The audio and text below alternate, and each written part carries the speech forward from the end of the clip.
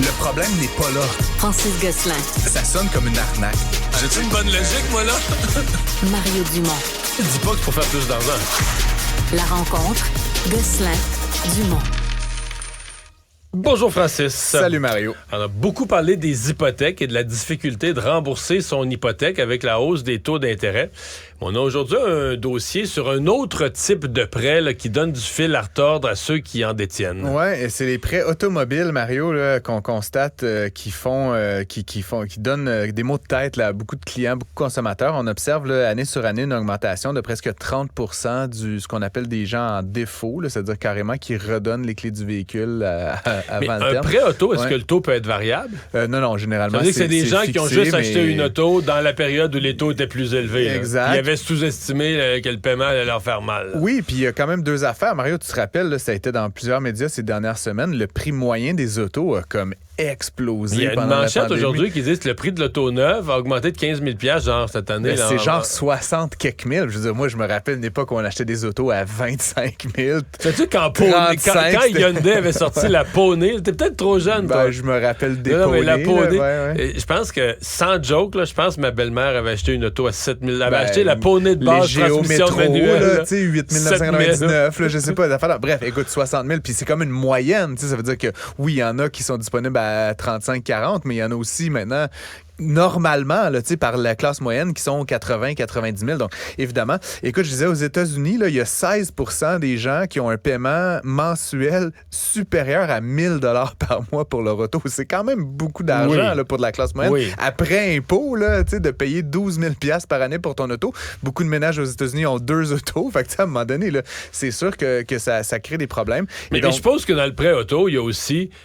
Si tu fais partie de ceux dont l'hypothèque n'était pas renouvelée, puis là, mettons, je sais pas, durant l'année 2023, printemps 2023, là, tu as renouvelé ton hypothèque, là, tu t'es ramassé avec un paiement d'hypothèque de, je sais pas, moi, 700 $ de plus par mois. Exact. Ben là, tu sais, sur le coup, t'as pas le choix, tu veux pas perdre ta maison, tu renouvelles l'hypothèque. Tu préfères garder la maison que la voiture. C'est donc, ça, mais là, tous les autres ouais. paiements deviennent plus problématiques. Là. Et donc là, écoute, il y a un article dans le journal là-dessus, puis j'ai lu plusieurs articles aux États-Unis également, mais ce qu'on dit, donc, essentiellement, c'est que là, les gens, ils redonnent la voiture récente, là, quasi neuve, là, qui payait 7, 8, 900 000 $ par mois, et ils se jettent sur des voitures beaucoup moins chères. Et donc, ce que disent beaucoup de détaillants automobiles, là, c'est que des voitures à 4-5 000 $, là, il y en a plus. Il y a une demande. Ben oui, les gens, ils remplacent leur véhicule de l'année par une minoune, là, comme on dit en bon québécois. Et donc, il y a une pression énorme. Puis donc, ce qui est un peu paradoxal, c'est que ces véhicules-là qui sont peu chers, ben, ils vont finir par être moins abordables parce qu'il y a beaucoup de demandes pour des véhicules. T'as payé combien pour ton premier véhicule, toi? Écoute, c'était une Jetta manuelle rouge avec un toit ouvrant avec une petite manivelle. Ouais. J'ai payé 1 000 $. OK, je te bats. Ah ouais. Moi, non, mais là, attache-toi, là, je suis plus vieux que toi. Moi, c'était une Dodge Ariès, 1982. Tu sais, avec un banc, le banc avant, il était tout d'un bout, là. Tu sais, juste un banc de l'avant en pleine longueur. Ouais. Fait que tu peux pas avancer ou reculer ton banc. La Dodge Ariès, le bien carré, bien soviétique. Puis, non, mais c'est que tu peux pas t'asseoir. Faut que tu aies un helper, là. Faut que tu aies un passager pour reculer ou avancer le banc, sinon il fait juste pogner de travers. Et je voulais une auto. Ouais. J'avais gagné de l'argent à ma job d'été. Ouais. Je suis allé au guichet. J'ai retiré 800 $ et je suis allé acheter mon auto. Bravo. Ben moi, 1000. Mais puis ce qui est drôle, c'est que... Passer au guichet, 800 $. Je me rappelle plus le kilométrage, mais je l'ai roulé beaucoup, cette voiture-là. Puis franchement, tu sais, bon, on dira ce qu'on voudra, ces voitures allemandes, puis les Volkswagen de ces années-là, mais elle a bien roulé. Puis à un moment donné, l'alternateur a dessoudé dans le moteur. Puis là, j'avais plus de power. Le moteur s'est étouffé. Puis je l'ai revendu 500 $. Fait que tu sais, en termes de... Moi, j'aime toujours parler d'automobile en termes de coût total de possession. Là. Elle m'a coûté 500 $ de dépréciation, cette auto-là. Puis bon, une coupe de towing là, et tout ça. Mais bon, voilà. Moi, j'avais une dépense d'huile. Tu te brûlais. J'allais faire le plein. De gaz. Un petit litre d'huile. J'achetais des packs de 12 d'huile. Ça devait sentir bon dans le garage. Bref, tout ça pour dire que c'est pas bon signe, Mario. On revient à nos moutons. Oui, c'est pas bon signe quand les gens payent plus leur voiture. Puis là, ça peut aussi occasionner des problèmes, des maux de tête, bien évidemment, pour les concessionnaires, pour les revendeurs, pour les gens qui financent ces véhicules. là. Puis éventuellement, c'est jamais bon sur le dossier de crédit de quelqu'un de dire que tu as mis un terme prématuré à une entente de paiement, là, comme sur un véhicule automobile. Mais est-ce que tu arrives au garage et tu dis, moi, je suis plus au garage ou même au dealer, là, au concessionnaire. Tu dis, moi, je suis plus capable de payer mon prêt auto. Là. Encore une fois, je connais pas, je suis pas faudrait être un juriste là, ou un spécialiste des contrats, mais je pense que tu payes des pénalités importantes. C'est ça, là, tu payes des pénalités. Puis éventuellement, si tu fais juste comme arrêter de payer, là, parce qu'il y a des gens carrément en défaut, là, là c'est sur ton dossier de crédit, puis ça veut dire que la prochaine fois que tu vas vouloir relever ton hypothèque ou contracter un prêt pour n'importe quelle raison, ça va être beaucoup plus difficile. Puis il faut pas que tu manques souvent ta shot en termes de crédit pour que ça impacte très négativement ta cote. Donc voilà.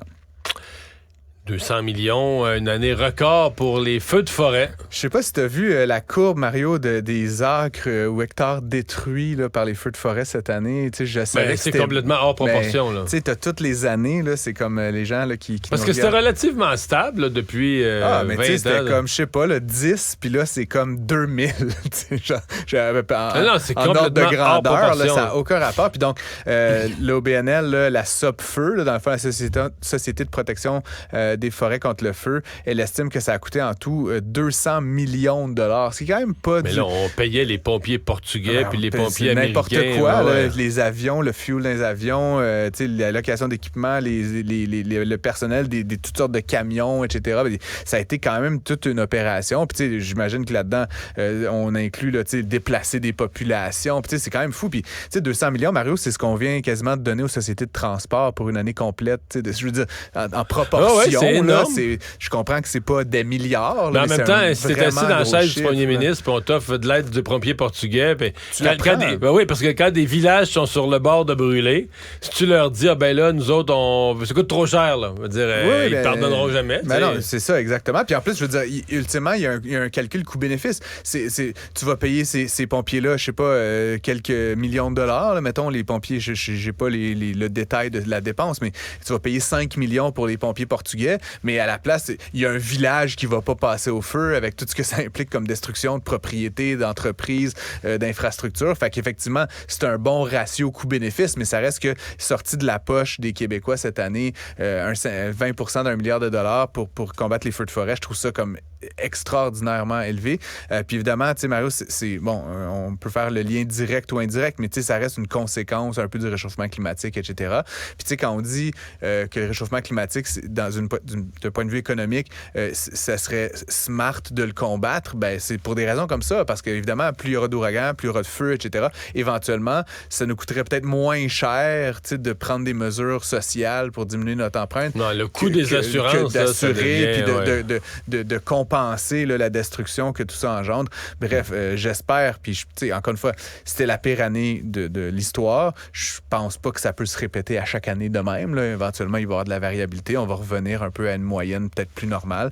Puis je pense quand même qu'il y a peut-être des... Mais c'est fou, je pense que je voyais un reportage aux États-Unis, là, ils ont quasiment une année record inverse. De pas de feux de forêt, peu de feux de forêt, de peu d'hectares. Puis tu sais, on est sur le même continent, là, mais ça arrivait comme ça cette année. Écoute, tu pourrais inviter un spécialiste, là, comme je te dis, moi je te parle de la dimension du coût financière, mais tu sais, je crois comprendre ce que j'ai lu puis entendu à ce sujet-là, Mario, c'est que quand il y a des années comme celle qu'on vient de vivre où il y a tellement de destruction, l'année suivante, quand des feux partent, ils se retrouvent vite face à des friches qui ont été brûlées l'année d'avant, puis le feu ne peut pas continuer à s'étendre. Il arrive à une place où ça a brûlé l'an passé. Il y a plus de bois là. Il était là avant, mais il est plus là. Donc, quand il y a une année comme on vient de vivre, ça crée des espèces de zones franches, dans le fond, où le feu, l'année suivante, l'année d'après, quelques années subséquentes, ne peut pas s'étendre. Et donc, ça contraint davantage là, l'étendue qui peut être brûlée. Donc, écoute, c'est quand même fou. Et juste à titre de comparaison, Mario, là, les années précédentes, là, les coûts, c'était genre 11 millions, 20 millions. Les grosses années de feu de forêt, c'était 40 millions. Mais tu sais, là, c'était 200. Tu sais, fait que ça donne quand même un ordre de grandeur également. Ça fait mal. C'est pour ça que les gouvernements, maintenant, font mettre des provisions pour éventualité là, dans leur budget. Là, Il en passe 4 milliards dans une mise à jour économique. Oui, exactement. Mais on reviendra sur le sujet une autre fois. Il y avait la famille Trump, là, quand on dit la famille, les enfants de Donald Trump, qui devaient aller témoigner dans le cadre de son procès de la Trump Organization à New York. La semaine passée, on avait eu les deux fils. Après ça, lundi, Donald Trump lui-même. On avait l'impression que ces trois-là, les deux fils et Donald, le père, c'était un peu entendu sur une façon d'aborder la question. Mais il y a Ivanka, la fille de Donald Trump, qui voulait pas y aller, qui a comme pris une toute autre approche, là, qui a combattu le fait d'y aller. Exact. Elle l'a perdu. Et là, aujourd'hui, elle a été forcée d'aller témoigner. Oui, puis c'était... Écoute, moi, faut un jour, là, dans longtemps, mais on fera le roman savon de cette famille, là. Mais tu sais, c'est comme, évidemment, des gens de trahison croisée, puis des petits stress. T'as vu la série Succession? Là? Non, j'ai pas vu, mais je sais c'est quoi. Il faut que tu regardes ça. Mais bref, c'est un peu ça. Puis donc là, Ivanka, tu sais, qui avait démissionné de la Trump Organization en 2017 pour devenir l'aviseur de son père président, là, tu sais, donc, ultimement, elle a une relation avec papa, puis elle gagne des sous de ça. Et elle avait déjà été dans le passé accusée aussi d'avoir fait des fausses déclarations par rapport à ses revenus, ce qui était des honoraires de consultant, bref, tu sais, avec toutes les implications fiscales. Donc, tu sais, elle est un peu déjà le bras loin dans le tordeur de la mafia Trump, si tu veux. Mais donc, aujourd'hui, elle a complètement changé de stratégie. Elle dit que c'était comme pas elle était pas là, elle était pas responsable, tu sais, des falsifications. Donc, c'est un peu dissocié, qu'elle était peu impliquée dans la Trump Organization. Alors, donc, c'est quand même surprenant provenant d'elle. Elle était employée de l'organisation au moment où les faits allégués sont survenus. Clairement, je veux dire, je vois pas comment son père lui aurait caché ça ou agi en catimini. Ça semble être une famille là, où on dit des choses derrière des portes closes et on dit d'autres choses quand la porte est ouverte. Et tout ça pour dire, la procureure, et je rappelle, c'est quand même une poursuite au civil ici. Donc, on n'est pas dans un dossier criminel, hein, on est dans une poursuite au civil.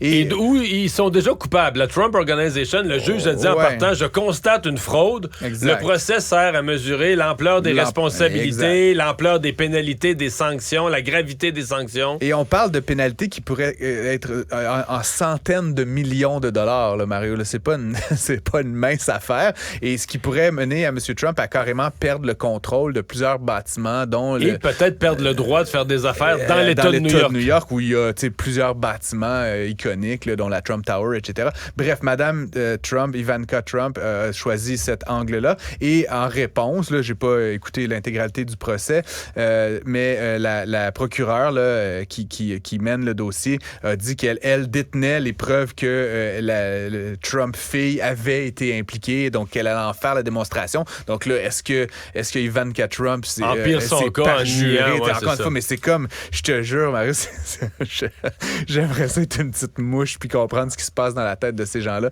C'est comme une forme de mythomanie. Ouais, parce que les autres, tous les autres, bizarre, Donald Trump, il a fait juste de la politique, des discours. Les deux fils, eux, ont pris l'angle que eux, ils géraient la compagnie, tout ça. Mais par exemple, l'évaluation de la valeur des bâtiments, ça, c'est pas le genre d'affaires. Il y a des comptables pour faire ça, mais nous, on faisait confiance. Donc, ils ont pris l'angle que ce qui est allégué, c'était des actes qui étaient délégués à des professionnels. Exact. Puis que donc, eux touchaient pas directement à ça. Là. Ils s'en lavent les mains, puis ils pointent le doigt. Puis c'est de la stratégie de M. Trump. Tu sais, quand quelque chose se passe bien, c'est grâce à lui, et quand ça se passe mal, c'est la faute de ses aviseurs. C'est une belle stratégie, mais je suis surpris qu'après autant de temps, on soit encore un peu dupe de cette stratégie-là. Oui, ça me semble être un peu gros, si tu veux, mon avis. Oui, mais ça marche.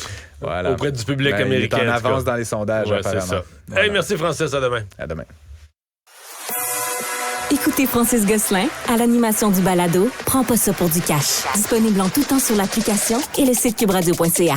La plateforme audio et vidéo où les contenus francophones sont fièrement en vedette.